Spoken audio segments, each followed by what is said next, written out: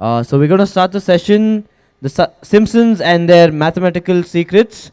Let's welcome Simon Singh, introduced by Anuradha Sengupta. And the session is brought to you by Rajasthan Patrika series.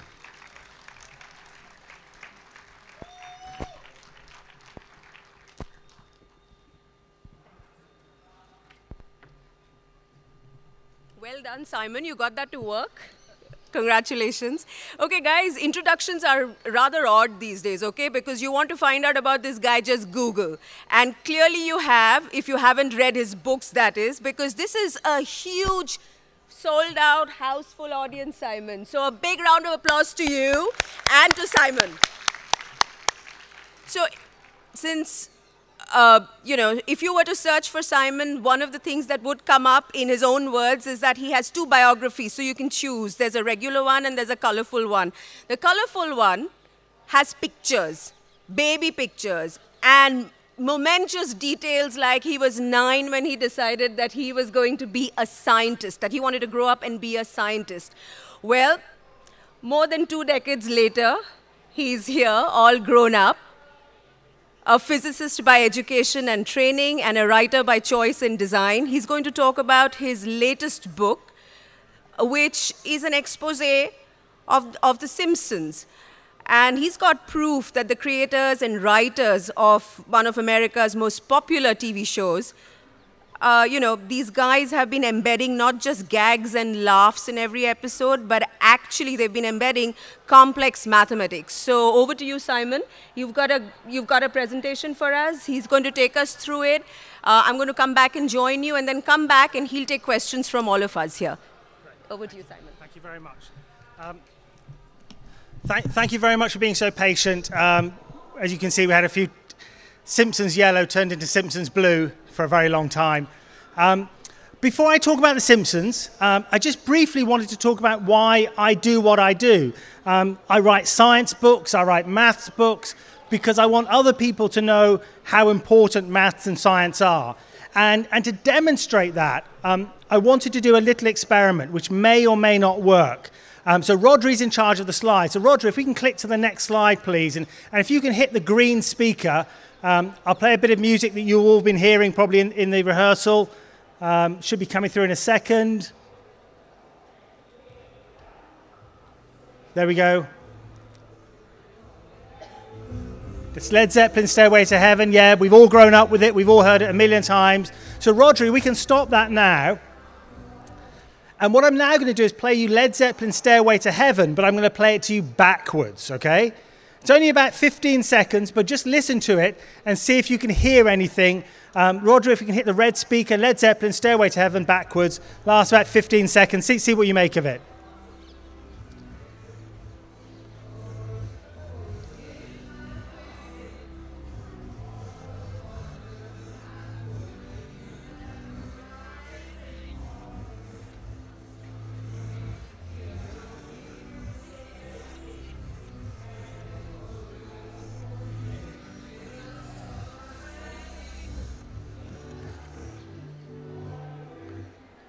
Okay, so the question is, hands up if you heard the word Satan in there. Oh, great. Maybe 50, 60, 70 people heard the word Satan. Great. Rodri, could you hit the reveal button, the big R? I just want to know how many people heard the words, "Here's to my sweet Satan, the one whose little path would make me sad, whose power is Satan. Oh, he'll give you 666. There was a little tool shed where he made us suffer, sad Satan." Did anybody hear all of those words? Just me, right. So genuinely, did you hear that? Lady with the red top? Did anybody hear that? Okay. All right, this is really important because what I'm now going to do is I'm going to play this to you backwards. And this time, you are all going to hear every single one of these words, okay? And I make you 2 promises. One, I am not cheating. I promise you I'm not cheating, and the lady with the red jumper there can testify that I'm not cheating because she's probably seen this before somewhere or seen it online. So first promise, I'm not cheating. Second promise, I'm going to play you exactly what you just heard, exactly the same audio file, Led Zeppelin, Stairway to Heaven backwards, but this time you are going to hear all of these words, okay?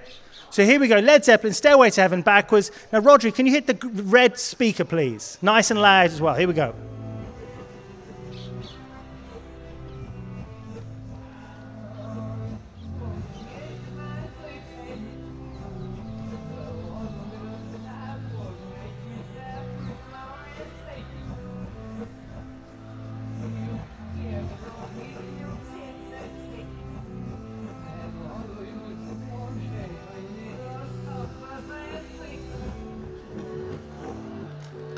Yeah, that worked? Great, phew. So hands up if you heard it that time, second time.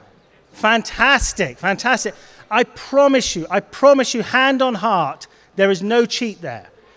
It's such a surprising and shocking demonstration. People always ask me afterwards, you must have fiddled it. I promise there is no cheating. I played you the first time and people heard nothing, maybe one word, Satan. I played it to you a second time, and I think everybody in the audience heard an entire coherent paragraph about Satan and his tool shed. Okay? So what's going on? Why is it the first time you hear nothing, and the second time you hear this paragraph? Well, your mind, the truth is there is nothing there. The truth is it's nonsense. And the first time when you heard nothing, you were right. But the second time, I showed you these words. I said you will hear these words. I compelled you to hear them.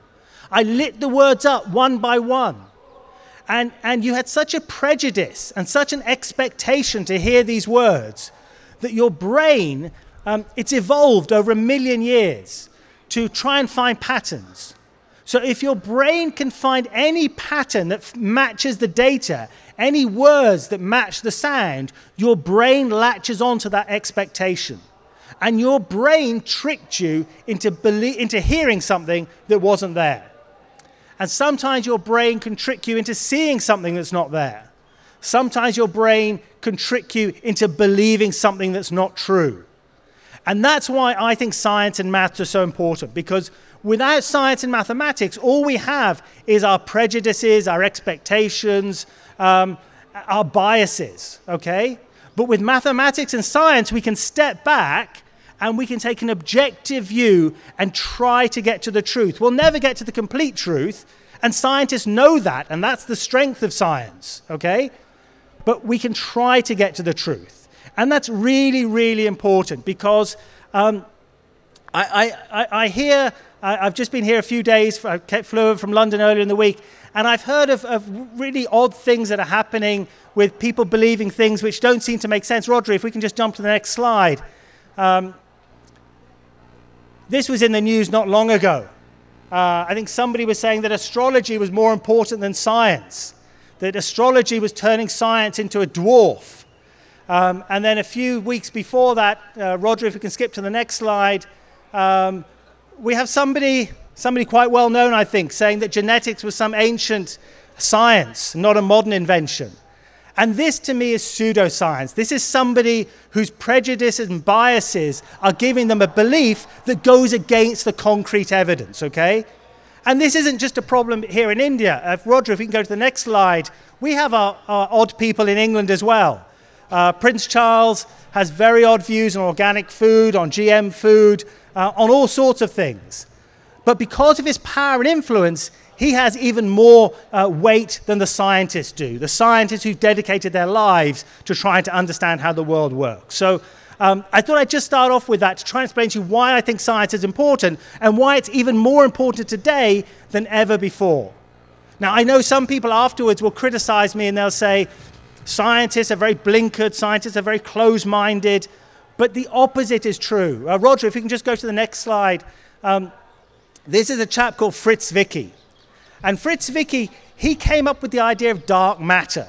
Some of you may know about dark matter. This is the idea that there is more stuff in the universe than we know about, okay? It's dark, it's invisible, we cannot see it, but it dominates the universe. And he called it dark matter.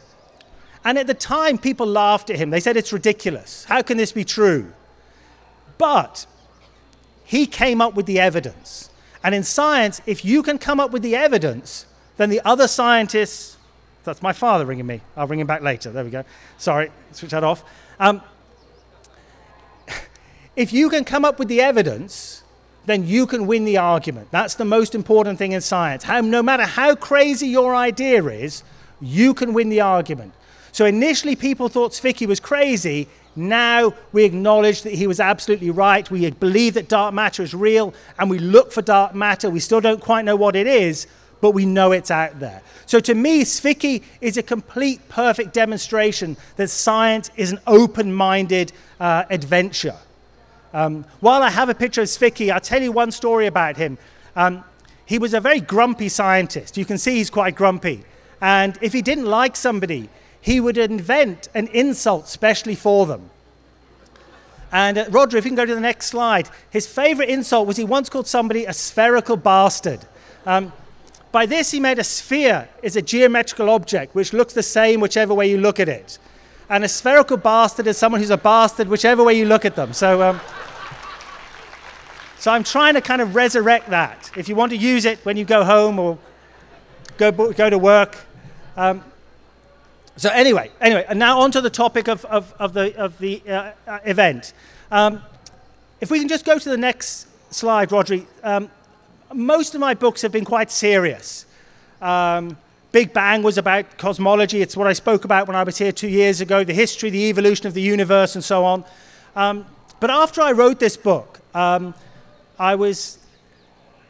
you write a book, you become obsessed. When you meet all the writers here, you can tell they're really obsessed and passionate about their work.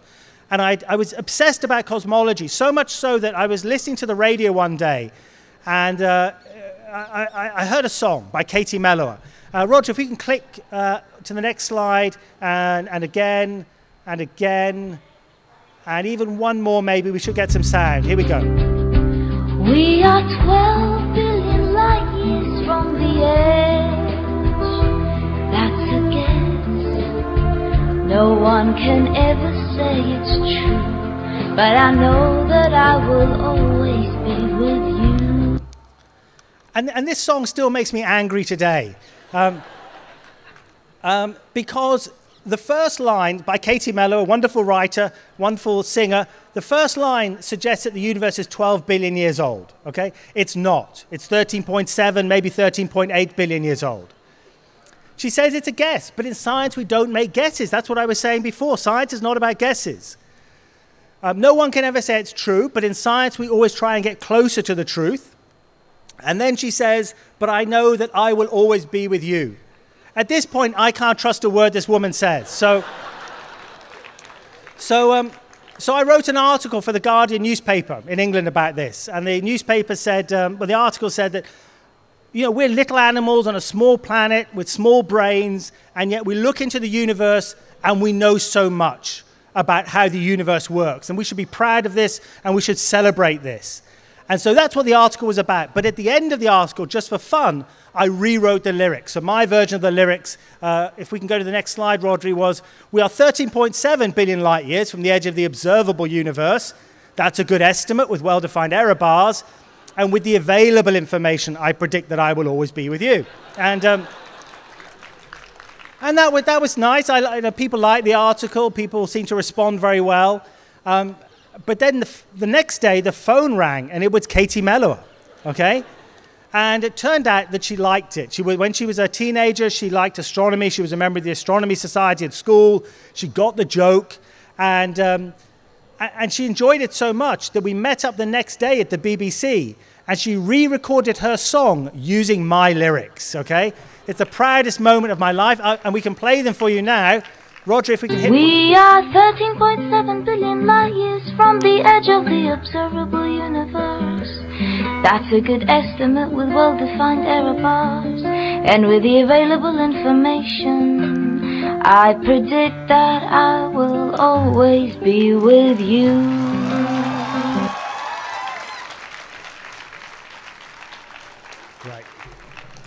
Right.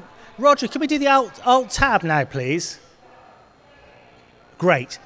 So what that really kind of reinforced in me, because previously people who read my books were already interested in cosmology, whereas with that article, lots and lots of people read it because it was in the newspaper, it was about pop culture, it was about a pop song. And I realized you could reach more people by mixing the science and the maths with popular culture. That doesn't mean you have to undermine the maths and the science, but you just have another way to communicate it. And that's where this book came along, The Simpsons and Their Mathematical Secrets, because I realized that The Simpsons is the most mathematical TV show in the world, okay? Just out of interest, hands up who watches The Simpsons, who has watched it? Great, great. Most people here have watched it, great. So it's shocking. It's the most popular comedy show in the world. It's global. It's been around for 25 years, and yet it is intensely mathematical. There's no other show that matches it. And people just don't believe me when I say that. And what the book does is it explains all of the maths that's in the show. And I'll show you some quick examples, and then I'll come back later on. Roger, if you can go to the next slide. This is an episode called Money Bart, where Lisa is in charge of the Isotots Little League baseball team. And because she's Lisa and she loves reading, she's surrounded by books. And one of the books is titled, if we can click again, Rodri, is titled E to the I pi plus 1 equals 0. E to the I pi plus 1 equals 0. Hands up who knows what equation that is. Okay, 1, 2, 3, 4, maybe 10 people. Okay, this is a really obscure equation. It's called Euler's identity. And it's arguably the most beautiful equation in all of mathematics because it's got everything in it. It's got 1 and 0, the building blocks of all numbers. It's got pi, the most famous number in mathematics. It's got I, the imaginary number, the square root of -1, a completely radical departure in numbers. And it's got E, which is an irrational number like pi, but not as famous, but just as important. All in one equation, and it's in The Simpsons, okay? And this number E, this irrational number that's at the beginning of the equation, crops up in another episode. If we can click, and click again, please, Rodri, and one more.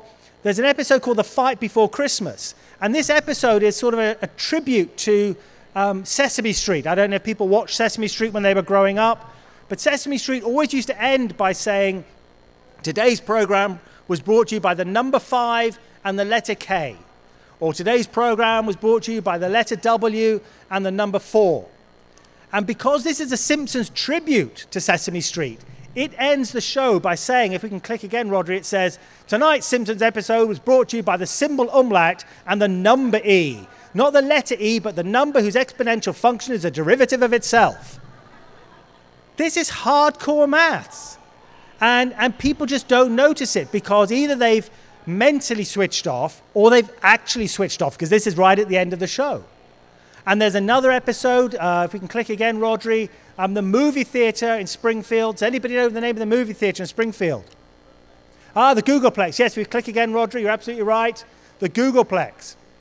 And most people think that this is just some multiplex weird thing, you know, some kind of Google multiplex weird odd thing. But a Googleplex is a specific mathematical term. The Googleplex is 10 to the power 100, okay? It's a mind-bogglingly huge number. It's a number which is kind of useless because it's so big. And only mathematicians really know about it. And yet that's the name of the movie theater in Springfield, okay?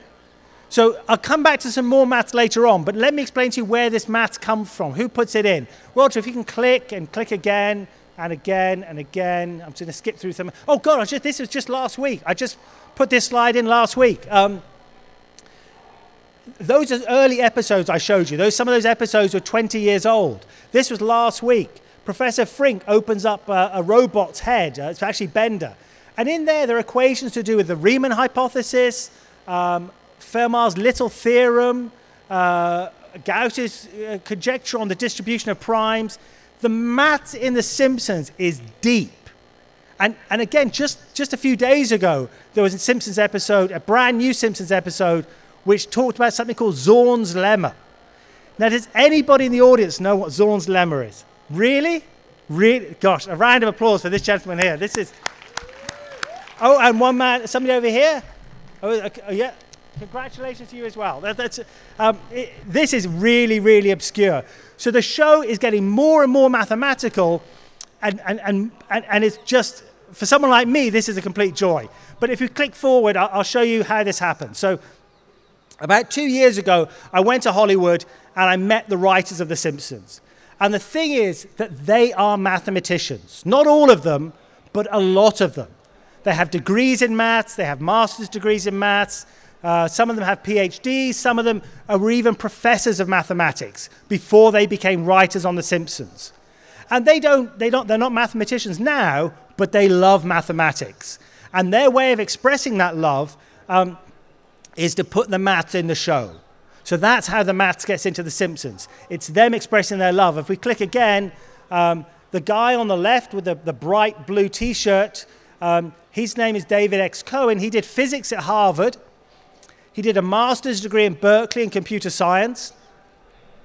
And actually, his best friend in the computer science class at Berkeley was an Indian student. And Apu is based on that Indian student who was doing a computer science degree. He then wrote mathematical papers afterwards, which were published in some of the best maths journals, before he became a comedy writer.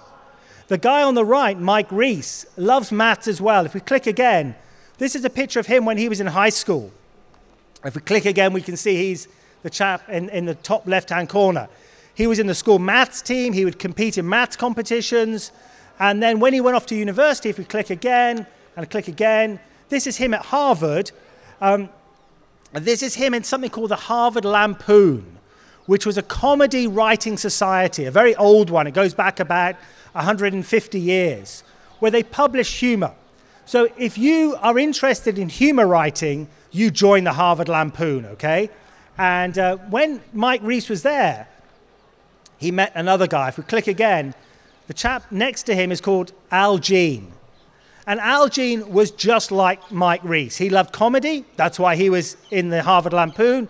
And he loved maths. He was so brilliant at maths that he went to Harvard when he was only 16, 2 years ahead of everybody else. And they formed this bond, this nerdy bond of being comedy lovers and maths lovers.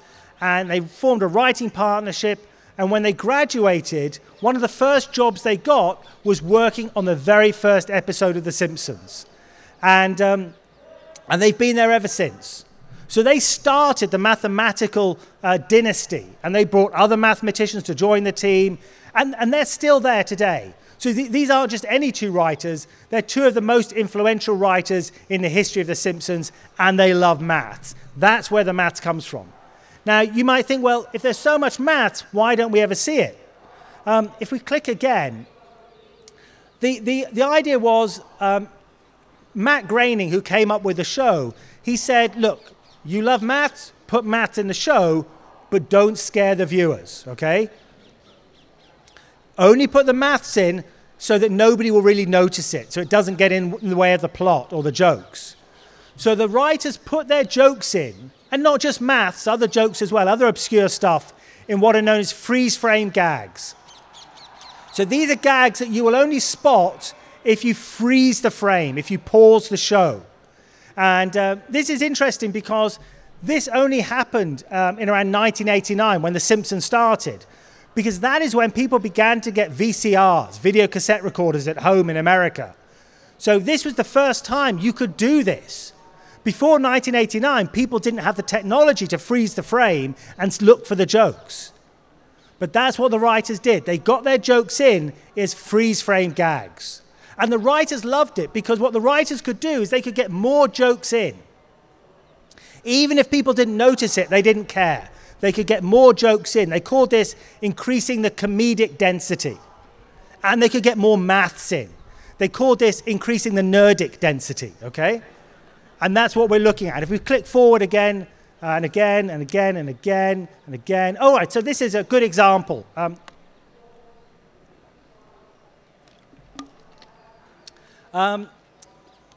So this is an episode, Marge and Homer turn a couple play, where Marge and Homer help Tabitha. This is Tabitha Vicks, who's married to Buck Mitchell, the big baseball star. And their marriage is in trouble, so Homer and Marge help them with their marriage, and they do such a good job that at the end of the episode, Tabitha goes onto the Jumbo Vision screen and she tells everybody how much she loves Buck Mitchell, her husband, who she'd fallen out of love with earlier. And everybody's looking at Tabitha, everybody's listening to Tabitha, but nobody ever looks at the numbers here. Tonight's attendance is 8,191, is 8,128, is 8,208. Nobody notices those numbers. But each of those numbers is mathematically very, very significant. Each of those numbers was put there by a mathematician. I'll skip through some of them. The first one is not just a prime number. In math, prime numbers are important. That's a prime number.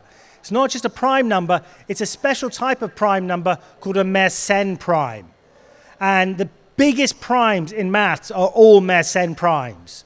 So that number is a tribute to the Mersenne primes. The next number, 8128, that's known as a perfect number. Perfect numbers, perfect numbers are the numbers where the divisors of the number add up to the number itself. So 6, the divisors of 6 are 1, 2, and 3. And if you add them up, 1 plus 2 plus 3 is 6. That's the first perfect number.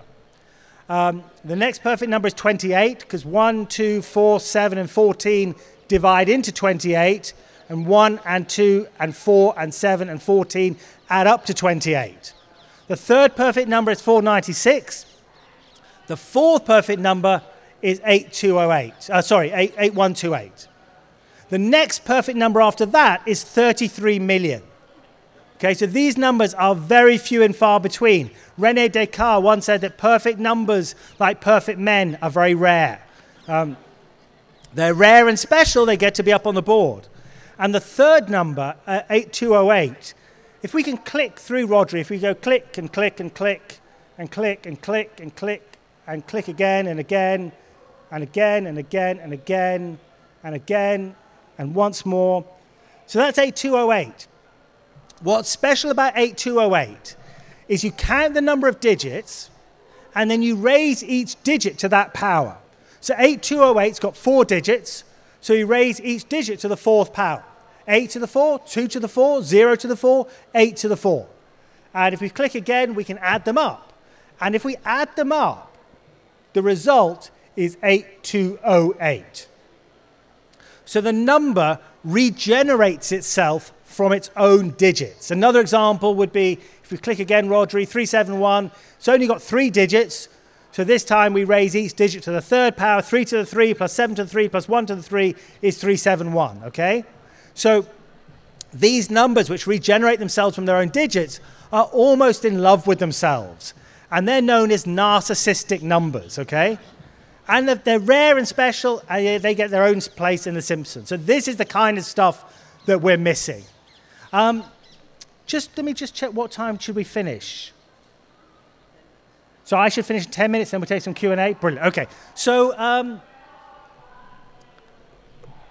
who wants to hear about Apu? Hands up. Who wants to hear about Apu? Who wants to hear about Fermat's last theorem? Who wants to hear about... Okay. Who wants to hear about Futurama? All right. Okay. I think Apu and Futurama win. Okay, let's do Apu first. So if we click and click and click and click and click and click and click and click and click. Right, so some of the maths in The Simpsons is not that complicated, okay? I've given you really, really difficult maths. Pi appears in The Simpsons about 6 times. Because we all study pi at school and we all know about pi, they can put it in the script. They don't need to hide it away. And so one episode where it appears, if we click again, is an episode, and click again, Marge in Chains. This is where Marge is arrested for theft from the Quickie Mart. And she's on trial for theft. And Apu, who runs the Quickie Mart, is the main witness. And he's in the stand, and Lionel Hutz is challenging him, and he's saying, Apu, you're a terrible witness, we can't believe you. You don't have any credibility, you've got a bad memory. And Apu says, no, I have a great memory. He says, no, I have a really, truly great memory. If you click again, he says, in fact, I can recite pi to 40,000 digits. and the last digit is 1. So he demonstrates his memory ability by saying he can recite pi. Now, he could have said, I can recite the phone directory. But he says he can recite pi because these writers love their maths, okay? So that's why pi crops in. So, so I went to Hollywood, and I met the writer of this episode, a guy called Josh.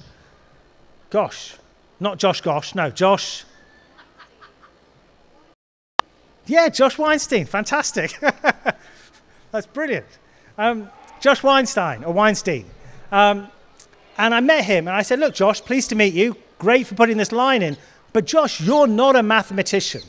How come you're not a mathematician? You did history. Why are you putting maths in The Simpsons? And he said he didn't put maths in The Simpsons. And he went back to his garage, and he dug up his original script.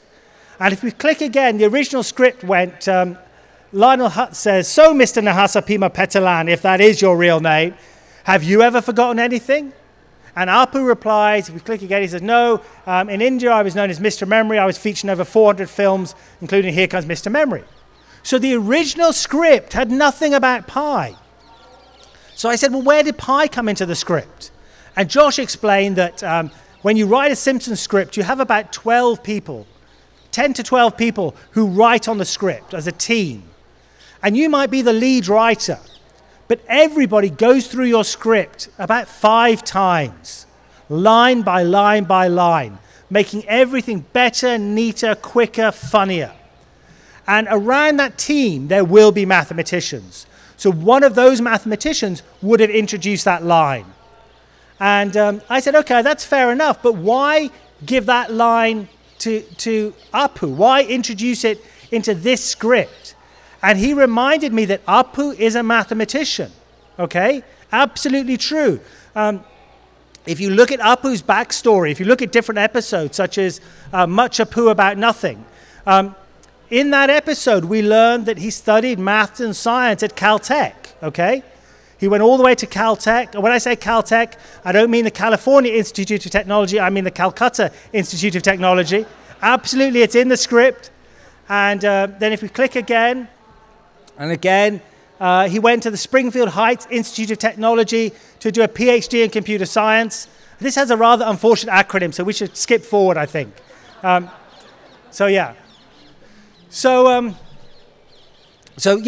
Then all of these characters, not all of them, but many of them have mathematical backgrounds in their history. I'll just mention very briefly this slide is when I first spotted there was maths in The Simpsons, because the very top line is a reference. No, actually the top line, you won't believe it, but the top line is a prediction of the mass of the Higgs boson, okay? MH0, this equation predicts the mass of the Higgs boson. And the mass that you would get from this equation, if you work it out, if you know some physics, is just a bit larger than we now know the mass of the Higgs boson to be, which is incredible because Homer is predicting the mass of the Higgs boson 14 years before it's discovered. Okay, that's incredible, but below it, he writes about Fermat's last theorem. And my first book was all about Fermat's last theorem, so when I saw that Homer was writing about Fermat's last theorem, that's when I realized that there was maths in The Simpsons, okay? So I'm just going to finish by briefly talking about Futurama. If we can skip forward again and again and again, there's lots of skips here, I'm afraid, Rodri. Probably about 15 or 16 or 17. You can keep on going as fast as you like. And all this happens and that happens, and you can keep even go further forward than that and even further forward than that. And just one more and one more. And that's it. We can stop there. Oh, sorry, just back. That's great. So Futurama is not as popular as The Simpsons, but it's kind of the sister show of The Simpsons. Matt Groening created this show, and a lot of the writers from The Simpsons went to work on Futurama, particularly David X. Cohen, who I mentioned very briefly earlier. He created the series with Matt Groening. And because they're mathematicians and because they moved to Futurama, okay, Futurama has science in it because it's science fiction, but it also has maths in it. And there's a ton of maths, and you know, I could give a whole lecture series on the maths of Futurama. But I'll show you just one example. if you look at this, this is the Nimbus spaceship. This is Zach Brannigan's spaceship. And the number at the back is 1729, 1729. If we click again, you can see it a little bit better in this picture, 1729. Now, that's fair enough. Has to have some number. But if we click again, we know that Bender, the robot in Futurama, his serial number is 1729. And if we click again, there's an episode called the Farnsworth Paradox, where Fry is jumping in and out of different universes. And one of the universes he jumps out of is 1729, okay?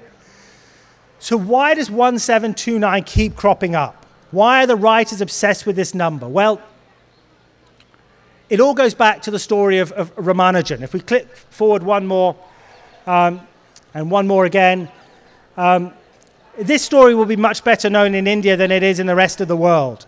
But Ramanujan was this great genius, a natural genius, probably the most natural mathematical genius of the 20th century. Born into a relatively poor family in southern India, never really went to college, but instead just studied maths on his own. He would just go to the library and borrow the textbooks. And when he learned every theorem and every trick and technique and proof, he developed his own theorems.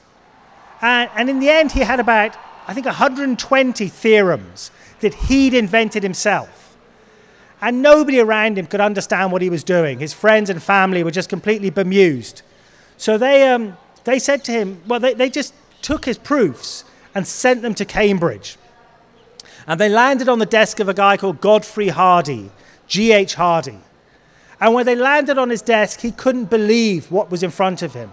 These proofs were so beautiful and so elegant and so innovative, and so many of them, from a man that he'd never heard of on the other side of the world.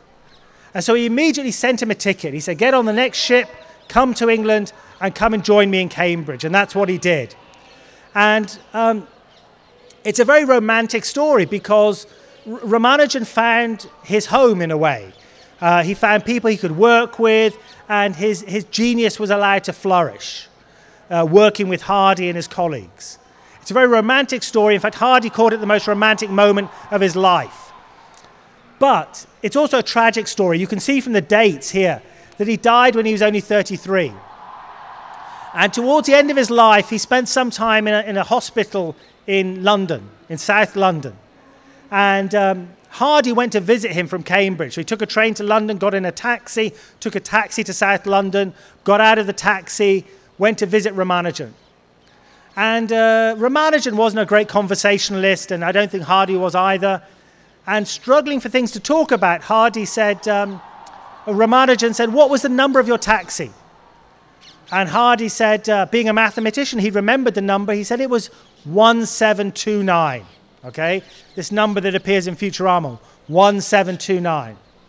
And he said, you know what, Ramanujan, that's not a very interesting number. It's a very boring number. And Ramanujan disagreed. He said, no, that's not a boring number.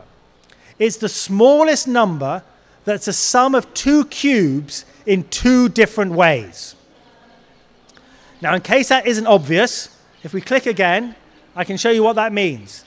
And we click again, 1729 is 10 cubed plus 9 cubed. If we click again, we see that it's 12 cubed plus 1 cubed. So you can split the number into two cubes in two different ways. And that's remarkable. It's the smallest number that has that property. And Ramanujan just knew that off the top of his head. He had this natural friendship with all of the numbers. And so that story has gone down in mathematical folklore. If you ever put down 1729, mathematicians know that you're talking about Ramanujan. And so every time the writers, 100 years after Ramanujan left India, 100 years later, every time the writers put this number into Futurama, they're paying their respects to this great Indian mathematician. And they do one other thing. They do one other thing before, to really show their respect. This is known as a taxi cab number. I'll leave you with this. This is known as a taxi cab number because it was invented when Hardy took the taxi cab. But if we click again, I call this a taxi cab number of order 2 because there are two ways to split the number. but you can then say, what is the smallest number that you can split into 2 cubes in 3 different ways, okay? And if we click again, we find out that it's 87,539,319. You probably already knew that. But this is a taxi cab number of order 3, because if we click again, it's this pair of cubes, and it's this pair of cubes, and it's this pair of cubes. And this number is a taxi cab number. It's a taxi cab number of order 3. And this taxi cab number of order 3 also appears in Futurama. If we click again, it appears as a taxi cab number. So that's the ultimate tribute from Futurama. Thank you very much for listening. I think we now have time for some questions.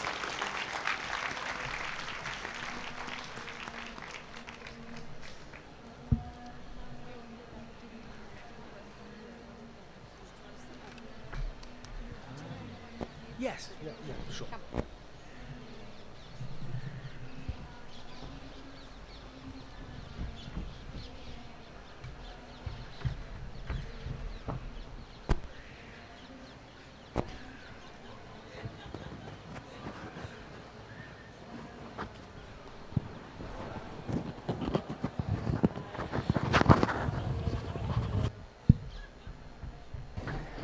Simon, that was just absolutely breathtakingly brilliant. My eyes have opened. I mean, seriously. I'm sure there are lots of questions because I could see that people here are really into what you're saying. I just have one quick question, very layman, like you guys have to do all the math questions, okay? I'll do the other stuff. So the thing is that here's all this brilliant, you know, it's just really a revelation. I've seen The Simpsons and I haven't noticed this, and any time that I saw numbers, I didn't realize there was such complex referencing and information that was coming to me. In that case, is it really a thing for guys like you to know and enjoy? Or how does it really ensure that someone like me gets interested and excited by the story of maths? I think the other writers put in other things for you. So they will put in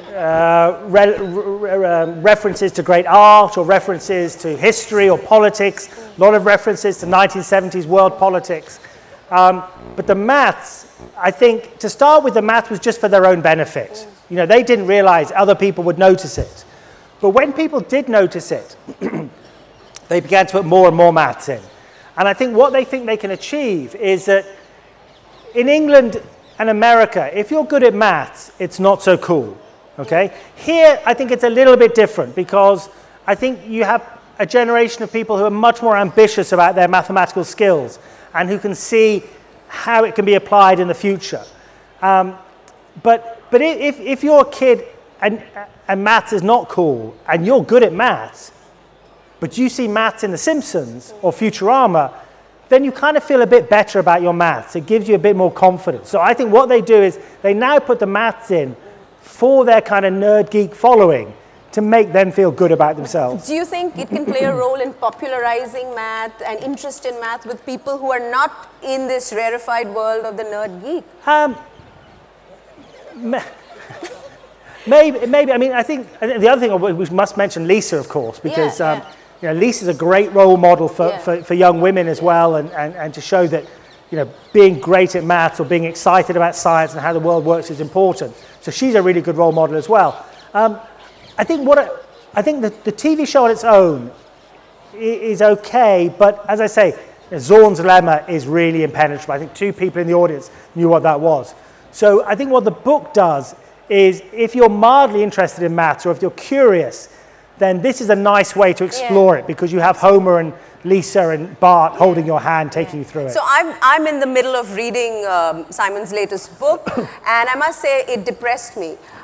Because I realized how much I didn't know, and then what was worse is I always thought these guys are, you know, you were working at CERN, right? Yeah. So these guys are all there and they're doing really cool things, but they don't come into my world, and so I'm quite secure and I have a great future. And now all these guys are coming in, you know, writing scripts and creating TV content. What's going to happen, Simon? What is going to happen?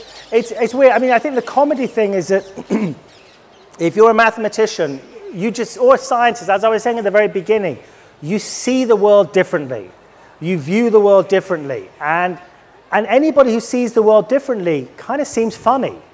You know, people who come from overseas can kind of seem funny. And so in Britain, some of the best comedians are from overseas because their view of English life is different. And again, I think the way mathematicians see the world is different. And that just lends themselves to having a humorous take. Also, they love logic, and they love playing with logic and stretching logic and breaking logic. And when you break logic, you get the illogical, and that's where humor appears. So I think these are the reasons why mathematicians sometimes can, you know, move over into these other areas. Should people like me be afraid? I think you're fine. I think you're doing a great job. No, I mean, the thing wasn't it enough that you were inventing apps and selling it out for billions and dollars? But I think the key, I mean, in my case, if I could have been a mathematician or I could have been a physicist, I would have been a physicist. So these people, if they can, I think they want to stay on doing what they're doing because they love exploring the mathematical world. They love exploring the universe. In my case, I became a writer because I wasn't good enough to be a really good physicist. So, and it's the same with some of these writers. They could see that maybe they weren't going to be first-rate scientists or mathematicians, although some of them went really high up. And they sometimes regret about leaving maths and science. But they clearly made the right decision. So second-grade scientist, first-grade writer? No, hopefully, maybe. Is that logical? Is that a logical connection to make? But I just think people who love maths and science want to carry on doing it for as long as possible because it's rewarding. And you can change the world. What I say to young kids is if you want to change the world, study science because you've been talking about the tech billionaires. You know, there are also the people that explore the universe. But you know, people like Bill Gates and Steve Jobs changed the way you know, talks are sometimes presented successfully or not successfully with technology.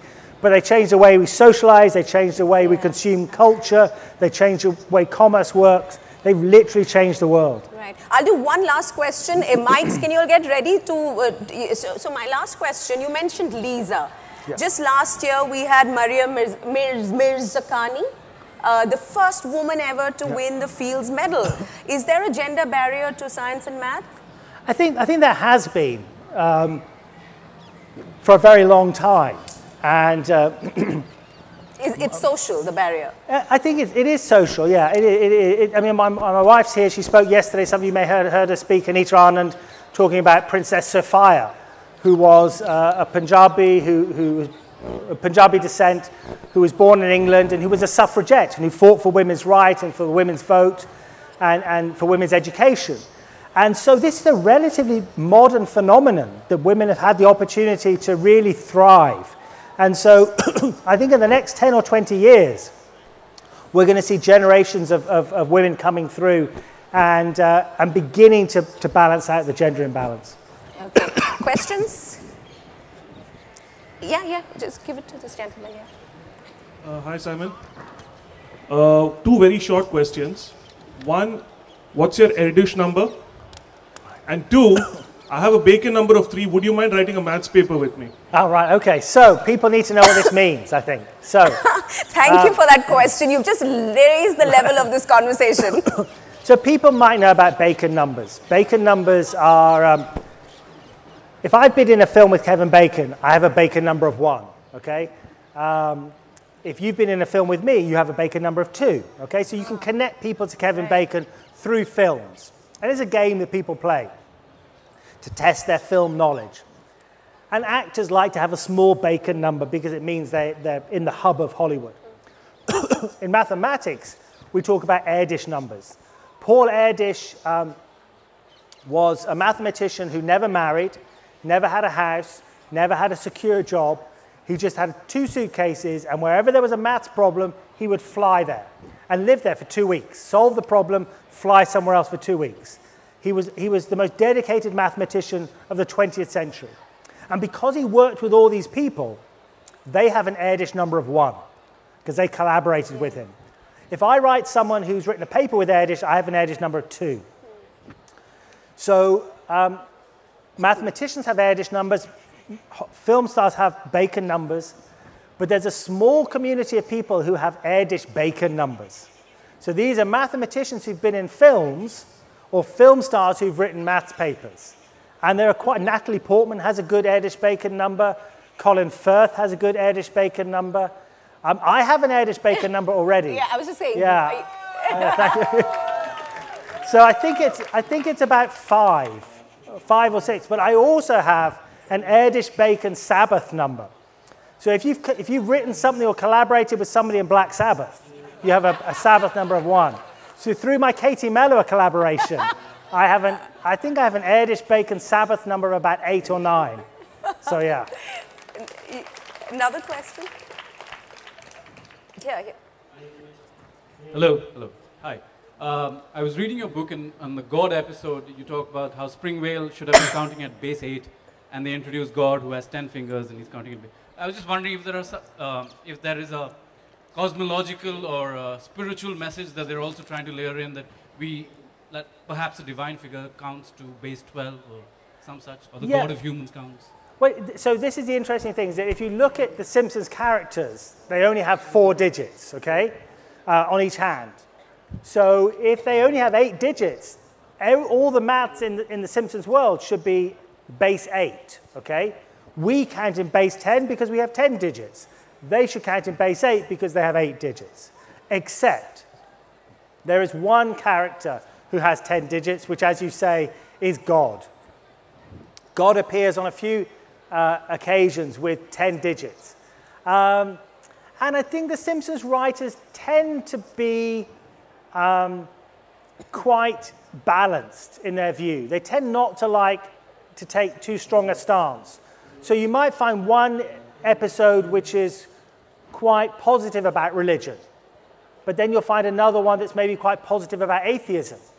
And they tend to balance things out. So when they talked about women, there's a whole episode about women in maths, they avoided discussing what the causes were. So they tend to not to want to get into these debates or to be quite balanced about it. I was criticizing pseudoscience earlier and astrology and some aspects of religion. I should stress I'm not anti-religious. Last year I joined the UK Reincarnation Society.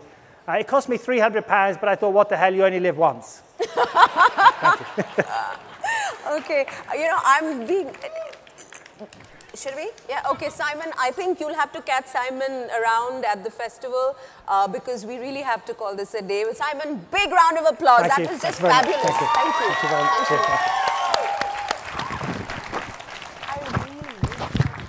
much. We'd wish to thank Simon Singh and Anuradha Sen.